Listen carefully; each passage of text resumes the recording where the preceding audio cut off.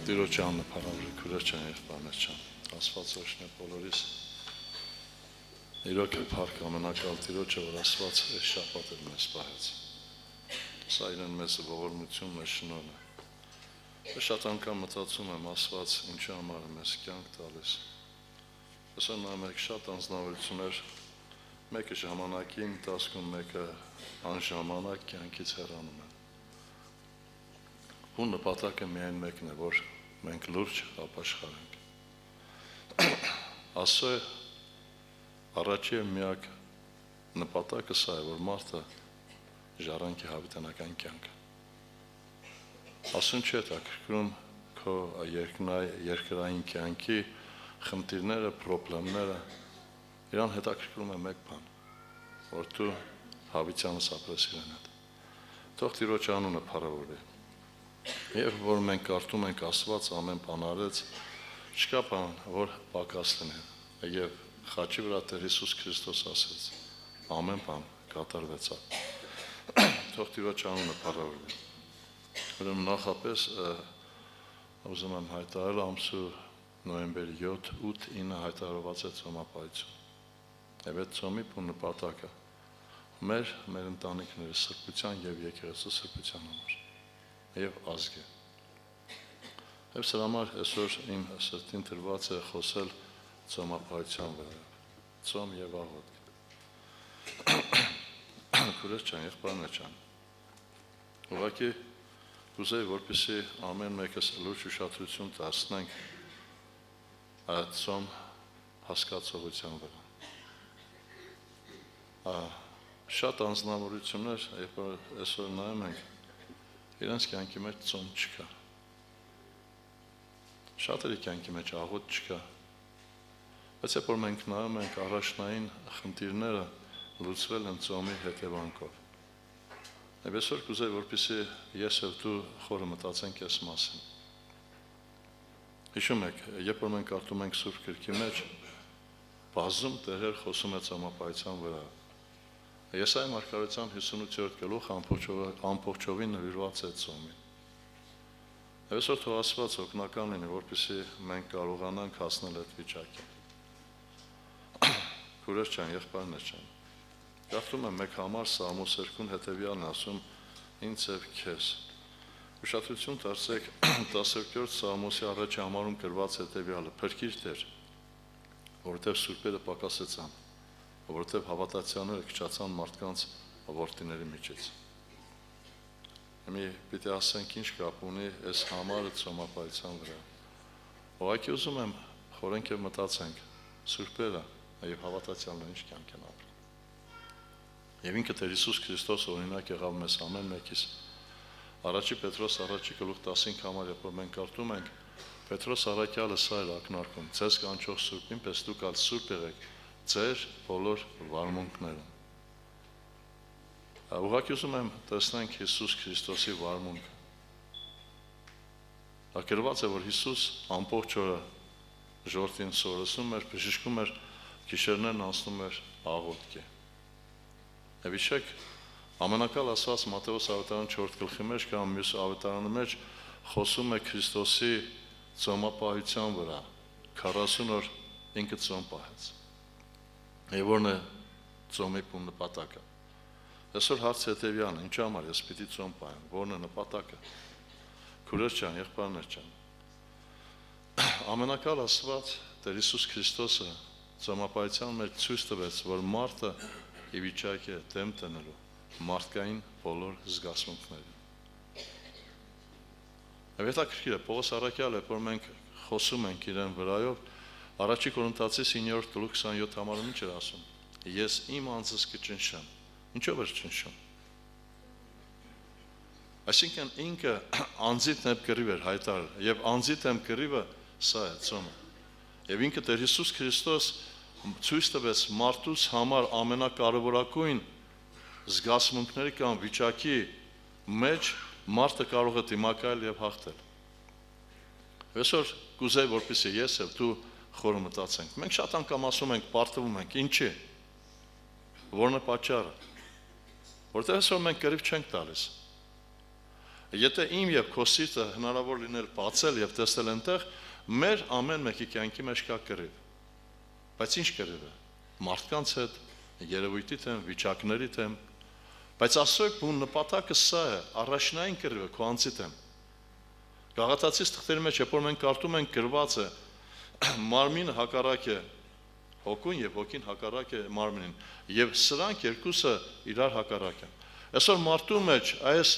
բնությունը կա, որի կողքը որ կանգնար, սա էլ պիտի հաղթե։ Իսկ կողք կանգնել չի նշանակում լոկ միայն ասել, թե ես միայն սրան համաձայն եմ։ Դու պիտի դեմ տնես այն մեկին, պիտի կրվես այդ մեկի դեմ։ Եվ սրա համար ես կուզեի, որպեսզի մենք լուրջ ուշադրություն դարձնենք ծնողապահության վրա։ Երբ որ մենք նայում ենք Սուրբ Գրքի մեջ, ուշադրություն դարձեք։ Կարդամ հետևյալը։ Մենք շատ անգամ այս համարը մեջ բերում ենք անում երկրորդ մնացորդած 7-րդ գլխի 14 համարը շատ անգամ օգտագործում ենք հետևյալի վրա, որ Աստված մեզ հայերիս որպես իրեն ազգը կանչե, բայց ինքը հորդորում ասում է հետևյալ միտքը 7-րդ գրված է. «Եվ իմ ժողովուրդը, որի վրա կոչված է իմ անունը, խոնարհություն, աղոթ կանա, իմ երեսը խնդրե, իրեն չար ճանապարհներից ետ դառնա, այն ժամանակ կլսեմ երկինքից, կներեմ նրանց մեղքերը, կբժշկեմ նրանց երկիրը»։ Ուշադրություն դարձրեք, մեր կողմը որն է, գրված է իրենց չար ճանապարհներից ետ դառնա։ Ինչ եք մտածում։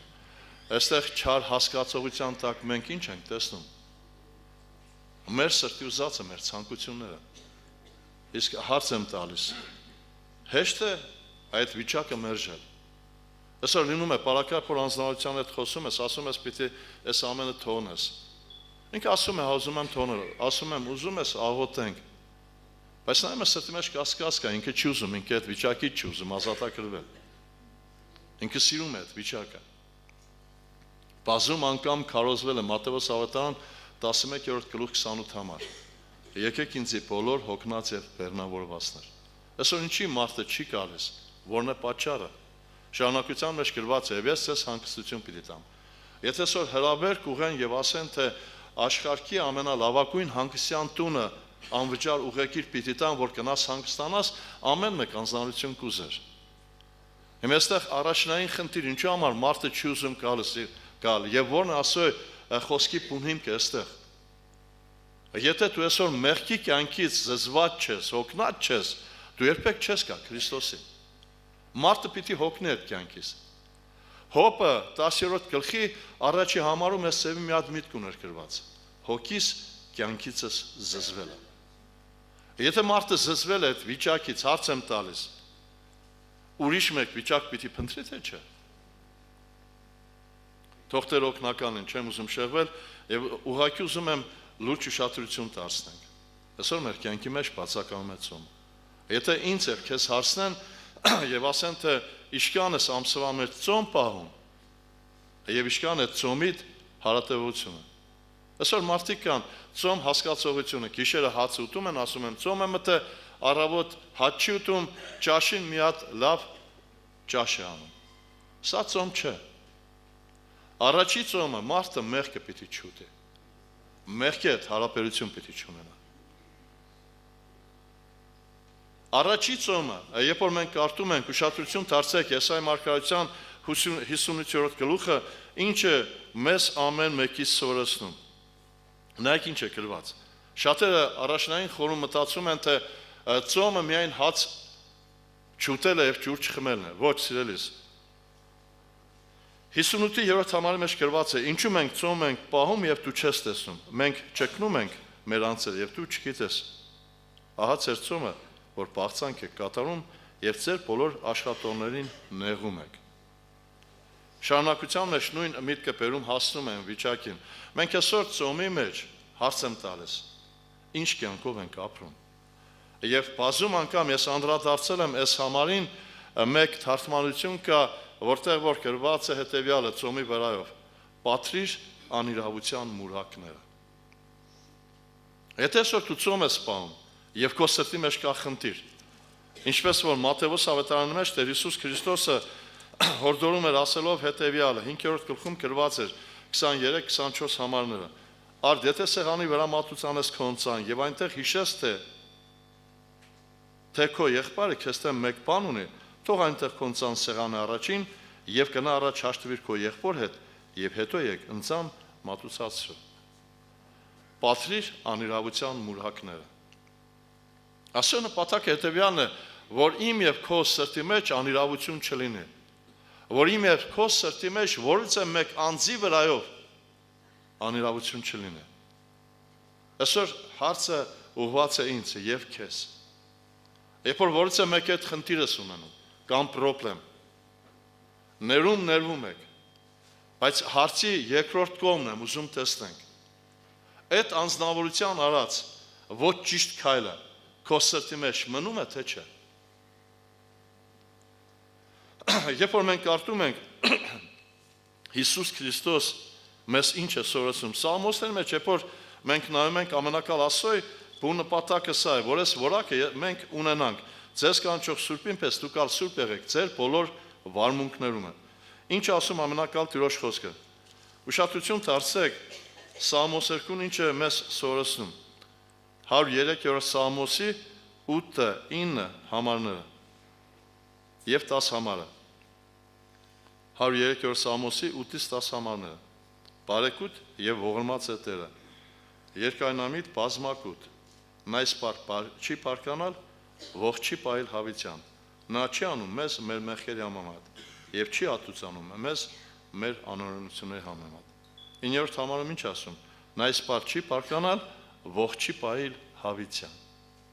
Հիմա հարց եմ տալիս։ Ողակալ անձնավորությունը երկինք կմտնի թե չէ։ Հիմա ող ինչ ենք հասկանում։ Եղբայրս քույրս, եթե դու եղբոր կամ քրոջ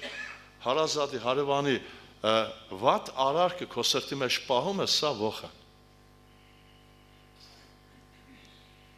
Ամենակալ Աստված Եզեկիել մարգարության 36-ի 26 համարի մեջ հետևյալն է ասում. «Եվ ես ձեզ նոր սիրտ պիտի տամ»։ Հիմի հարցը հետևյալն է, նոր սրտի մեջ ողակալություն կա։ Իհարկե ոչ։ Եվ այսօր ծոմի ժամանակ ամենակալ Աստված առաջին ուզում է սա, որ որից է մեկի այդ խնդիր չունենաս, որ որից է մեկի հանդեպ անիրավության մուրակ չունենաս։ Եթե ոչ, քո ծոմը կամ աղոթքը պատասխան չի ունենում։ Եվ հարցը հետևյալն է, մենք ինչու համար ենք ծոմ պահում, որն է ծոմի բուն նպատակը։ Այսօր ուղղակի կուզեմ որից է մեկին ի նկատի չունեմ, առաջին imն է խոսքը։ Ինձ է ուղղված։ Մենք երբ ենք ծոմ պահում։ Մենք ծոմ ենք պահում, երբ որ առողջական խնդիր կա, նյութական պրոբլեմներ կա, ինչ-որ դժվարություն կա, այդպես է թե չէ։ Բայց երբ որ մենք կարդում ենք Սուրբ գրքի մեջ ուշադրություն դարձեք, ծոմի մասին խոսում է ինքը Տեր Հիսուս Քրիստոս։ Մատթեոս ավետարան 9-րդ գլուխ 14 համարի մեջ գրված է, որ Հովհաննեսի աշակերտները մոտեցան եւ ասեցին Հիսուսին. «Մենք եւ փարիսեցիները ծոմ ենք պահում, բայց քո աշակերտները ծոմ չեն պահում»։ Ինչու՞։ Հիսուս ինչ պատասխանեց։ Եվ Հիսուսը նրանց ասաց. «Միթե կարող են հարսանիքի որդիկը սուկ անել, քանի որ փեսան նրանց հետ է, բայց օրեր կկան, որ փեսան նրանցից վեր կառնվի, եւ այն ժամանակ ծոմ կպահեն»։ Այսինքն, այս նախատեսությունը, եթե մենք հետ վերլուծենք, գալիս է հետեւյալը. երբ որ փեսան քեզ հետ չէ, նոր այդ ժամանակ պիտի ծոմը պահես։ Հիմա հարցը հետեւյալն է, եղբայրս քույրս, Աստված մեզ հետ է թե չէ։ Հիշում եք, անցած պաշտամունքին ես անդրադարձա Հովանու ավետարանի մեջ գրված հետեւյալ տողերին, որտեղ որ ինքը Տեր Հիսուս Քրիստոսը ինչ էր մեզ ամեն մեկի սորացնում։ 8-րդ գլխում գրված էր 29 համարից. «Եվ ինձ ուղարկող ինձ հետ էր»։ Հիմա հարցը հետեւյալն է, այսօր մեր կյանքի մեջ Քրիստոս կյանքը չկա, մենք Քրիստոսի հետ հարաբերությունը խզել ենք, բայց սրա համար մենք չենք ողքում։ Բայց խնդիր կա երեխայի հետ, խնդիր կա ընտանիքի մեջ, նյութականը, մարմնավորը, ֆիզիկականը, չգիտեմ ինչեր է, սրա համար մենք ծոմ ենք պահում։ Հիշեք 44 օրվա պատերազմը։ Իրոք ազգի համար դժվարություն էր, շատ-շատերը ծոմ էին պահում ենել երկար։ Պատերազմը վերջացավ նաև ծոմը։ Եղբայրս քույրս, այսօր Աստծո նպատակը հետևյալն է, որ դու Աստծո հետ լինես, երկինք ժառանգես։ Սկզբից ասացի, Աստծուն չի հետաքրքրում քո մարմնավոր պրոբլեմներն ու խնդիրները։ Իրան առաջինը հետաքրքրում է Քո եւ իրեն հարաբերությունը։ Քո եւ իրեն հարաբերությունից հետո մնացածը կտրվի։ Խնդրեք երկինքի արկայությունը, անոր արդարությունը։ Մնացածը ինքնըստինքյան հետևանքն է սրա, կտրվի քեզ։ Ես չեմ ասում նյութականի երեխայի որից է մեկ խնդրի մեջ ծոմ չպայես, ոչ սիրելիս, այլ իմ խոսքի հիմքում ընկած է առաջնայինը, ինչի համար ես պիտի ծոմ պայեմ, առաջինը, Աստծո հետ հարաբերության։ Հիշում եք, ներողություն, Առակաց գրքի մեջ Սողոմոնն ինչ էր ասում, Աստված արտարի աղոթքը կլսե։ Իրեն նպատակը, որ դու արտար լինես, իրեն նպատակը, որ իրեն հետ լինես։ Եվ սրա համար ինքը ամենակալ Աստված ինձ եւ քեզ հորդորում է, որ մենք իրոք կարողանանք ծոմ պահել։ Երբ մենք պիտի ծոմ պահենք, առաջինն է, որ քո եւ Աստծո հարաբերությունը խզված է։ Երկրորդը, քուրեր ջան, եղբայրներ ջան, այսօր մենք սրա մասին լուրջ պիտի ուշադրություն դարձնենք։ Այսօր լինում է պարականներ, հենց սկզբից ասեցի, որ մենք մարմնավորի մասին ավելի շատ ենք մտածում, քան թե հոգևորի։ Սիրելի քույրս, եղբայրս, այսօր ծոմիդ առաջնային խնդիրը սա պիտի լինի, անձից սրբությունը։ Կորինթացիս թղթերի մեջ մենք կարդացինք Պողոս առաքյալը իրեն անձի վրա հետևյալն էր ասում. Ես իմ անձս կչնշեմ ու կնվաճեմ, որ ուրիշներին քարոզելով ինքս խոտելի չգտնվեմ։ Կամ առաջի Տիմոթեոս թղթի մեջ, երբ որ մենք կարդում ենք 4-րդ գլխում, ինքը ամենակալ Աստված ինչ է հորդորում մեզ ամեն մեկից 16 համարի մեջ. զգուշ կաց անձիդ եւ վարդապետությանդ եւ դրանում հարատևիր, որովհետեւ այդ անելով քո անձն էլ կապրեցնես եւ քեզ լսողներին։ Զգուշությունը քո անձին։ Ինքը Պողոս առաքյալը կռիվ էր տալիս անձին։ Բուն նպատակը, որպեսզի անձը մնար սրբության մեջ։ Բայց մի հարցը ուղղակի ուզում եմ ճիշտ նայենք, որից մեկս մեզ ավելի լավ գիտենք, քան թե մեկ ուրիշը։ Սիրելի քույր, սիրելի եղբայր, երբ որ հոգևոր տկարություն ունես եւ մարմնավոր տկարություն, որի ժամանակ ես դու ավելի շատ ընկնում Տիրոջ առաջին, որի ժամանակ ես ավելի շատ աղոթք անում եւ որի ժամանակ ես դու ծոմ պահում։ Այսօր Աստծո նպատակը սա է, որ ես եւ դու կարողանանք սրա մասին լուրջ մտածենք։ Ինչի համար պիտի ծոմ պահեմ։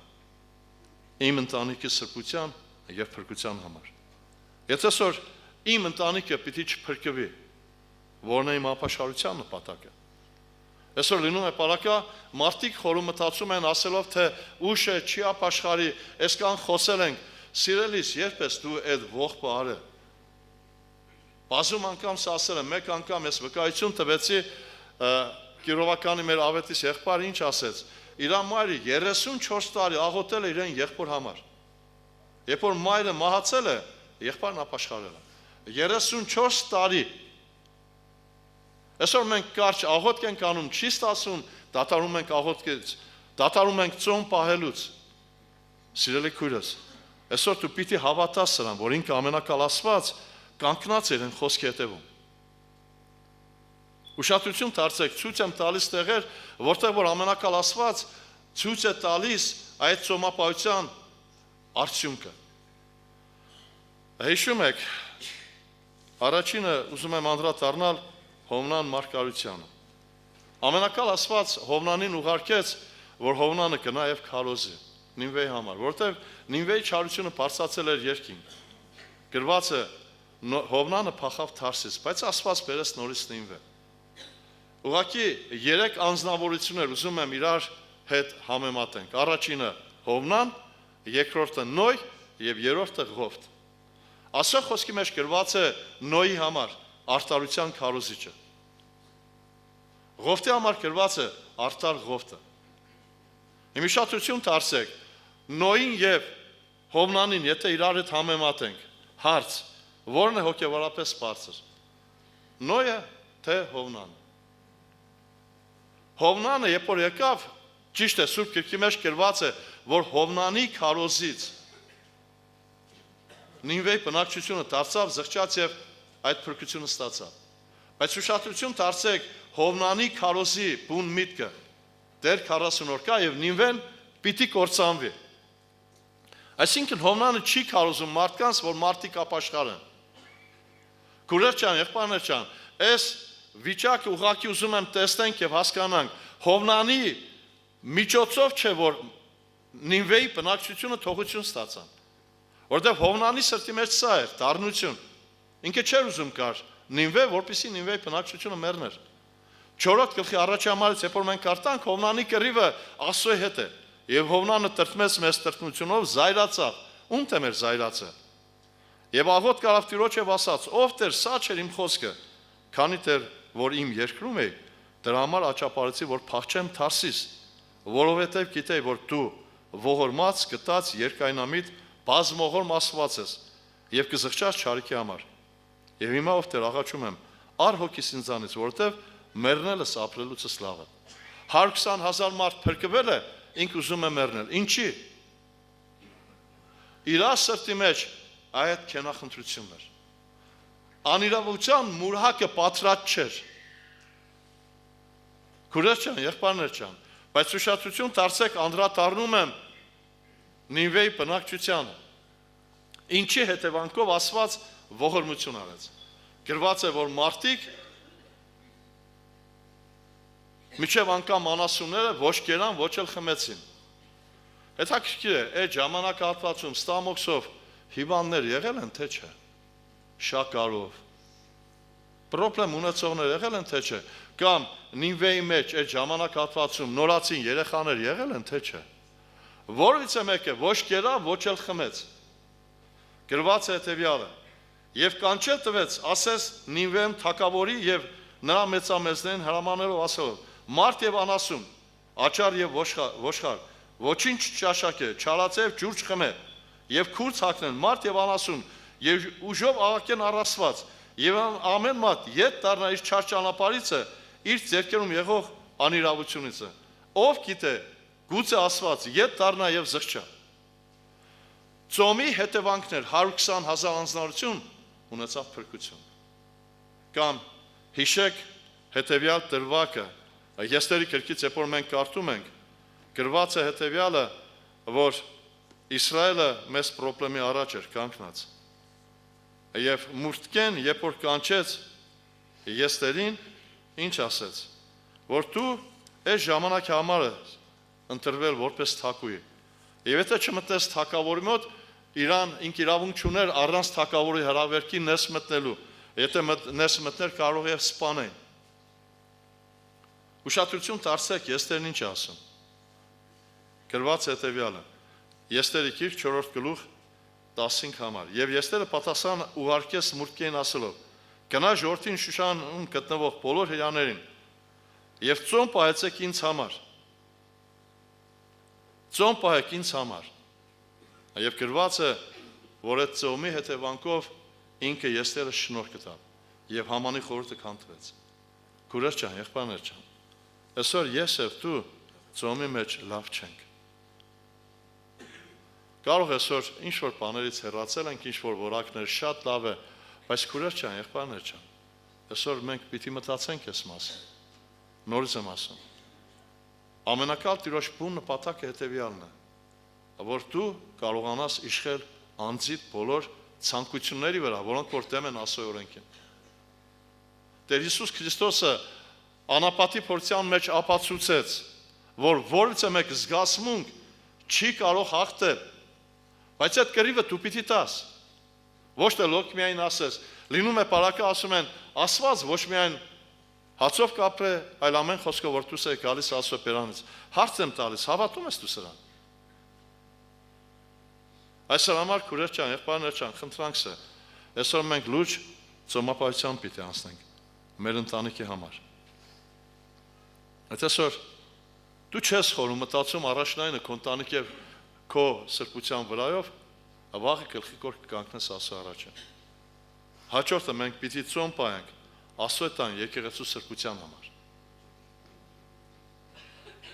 Եղբայրը հիշատակեց Խավարի համար, Արմեն եղբայրը։ Եղբայրներ քույրեր, իրականության մեջ, երբ որ մենք նայում ենք, խավար գոյություն չունի, խավարը լույսի բացակայությունն է։ Իսկ Աստծո խոսքի մեջ գրված է. դուք եք աշխարհի լույսը։ Աշխարհի լույսը եկեղեցին է։ Երկրաշարժի տարիներից հետո տարիքով քույր եղբայրները քիշեն։ Լույս չկար, օգտագործում ենք լամպեր։ Երբ որ նավթը քիչ էր լինում կամ լամպը նորմալ չէր, ինքը լամպի ապակին լրիվ մրոտում էր։ Հարց եմ տալիս, մրոտած լամպը լույս կտա։ Եվ այսօր ամենակալ տիրոջ նպատակը սա է, որ ես և դու խորենք ես մասին։ Քուրեր ջան, եղբայրներ ջան, եկեղեցու սրբության վրա։ Ուղղակի ուզում եմ մեջ բերում անել հետևյալը, այս անձնավորությանը, որը գրված է Թվոց 25-րդ գլուխ 7-րդ համար։ Խոսքը Փենեսի մասին է։ Հիշում եք, անմաքրություն էր տաճարի մեջ։ Քանաներ այնտեղ աղոթում էին, բայց գրված է Փենեսը նիզակը վերցրեց եւ երկուսին սպանեց։ Եվ ասո է բարգությունը դատարեց։ Այսօր մենք պիտի ոչ թե մարդու հետ կռիվ տանք, այլ մեր կռիվը պիտի լինի մեղքի դեմ, անօրենության դեմ։ Եթե ոչ, քուրեր ջան, եղբայրներ ջան, եկեղեցին կնմանվեց լամպին։ Կա նավթը ամեն ինչ տեղում է, բայց ինքը մրոտել է ապակին, լույս չկա։ Թող Աստված օգնական լինի մեզ ամեն մեկիս։ Եվ հիշեք հետևյալը, որ ծոմ եւ աղոթք շահ կապված են։ Եվ այսօր խնդրանքս հետևյալն է, որ մեր կյանքի մեջ աղոթքը շատանա։ Տեր Հիսուս Քրիստոս ինքը ապրում էր այս կյանքով։ Եվ Պետրոս առաքյալը, որ ասում էր, ինձի նմանվեք ինչպես ես էլ Քրիստոսի, Պետրոսը նմանվել էր Քրիստոս կյանքին, ոչ թե արտաքին նմանությունն էր։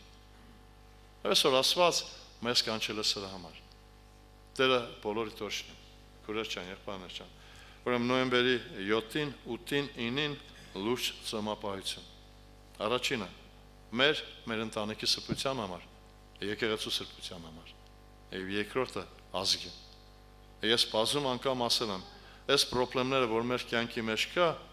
կամ նայում ենք ազգի վրա, մենք շատ անգամ մեղադրում ենք ղեկավարին կամ չգիտեմ ում, ոչ սիրելիս։ Աստծո խոսքի մեջ հիշեք Հռոմեացիս թղթերում Տերն ինչ էր ասում, որ ամեն թագավոր դրված է Աստծո կողմանը։ Ամեն ազգ արժան է իրեն թագավորին, եւ ամեն թագավոր արժան է իրեն ազգին։ Եթե սրբությունը բարձրանա, ինչ եք մտածում, Աստված կորչի թե չէ։ Նորից եմ կարդում այդ համարը, երկրորդ մնացորդաց 7-րդ գլխի 14 համարի մեջ ինքը ամենակալ Աստված ասում է. «Եվ իմ ժողովուրդը, որի վրա կոչված է իմ անունը, խոնարհություն եւ աղոթք կանե, իմ երեսը խնդրե, իրեն չար ճանապարհներից ետ դառնա, այն ժամանակ կլսեմ երկինքից է կներեմ նրանց մեղքերը, կբժշկեմ նրանց երկիրը»։ Ուրեմն սա կախված է մեզանից։ Իսկ համար մենք պիտի լուրջ խորենք այս մասին։ Եվ հետևյալը լինում է պարակա, որ մենք ասում ենք ուշ է չէ, երբևիցե որևէ մեկ բան ուշ չէ։ Եվ կուզեմ մեկ համար, այսինքն հետևյալ համարներով հորդորել բոլորիս, որտեղ որ ինքը ամենակալ Աստված Եսայի մարգարեության մեջ ինձ եւ քեզ հետևյալն է ասում 62-րդ գլխի առաջի համարն է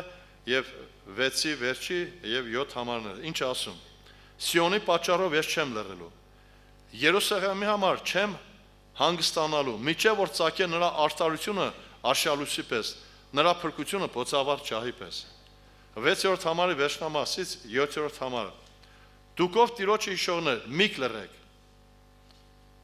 Եվ նրան դատար միք տակ, մինչև որ նա հաստատե, մինչև որ նա Երուսաղեմը օրհնություն շինե երկրում։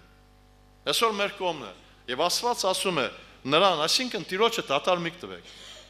Այսօր ծոմով աղոթներով պիտի կաս Տիրոջ առաջը։ Թող Տերը օգնական լինի մեզ ամեն մեկիս։ Աստված ողորմություն անի, որպեսզի մենք լուրջ ուշադրություն դարձնենք։ Նոյից եմ ասում։ Երբ որ համեմատում ենք Նոյին եւ համեմատում ենք Հովնանին, սարերի տարբերություն կա։ Նոյը արտար անձնավորության, արտարության քարոզիչ, Նոյը, որը Աստծո խոսքը որից է մեկտեղ չսրեց։ Եվ հետաքրքիր է, ինչի համար այդ մարդիկ չապաշխարեցին։ Ուշադրություն դարձեք, նորից եմ ասում, Նոյը չէր պրոբլեմը եւ Հովնանը չէր խնդրի լուծումը։ Խնդրի լուծումը կախված էր ժողովրդից։ Հովնանը չի քարոզը ապաշխարեցեք, բայց 8-րդ քարոզիչը արտարության Նոյը մարդկանց քարոզել է, որ ապաշխարեն մտնեն տապան։ Թող Տերը օգնական լինի մեզ ամեն մեկ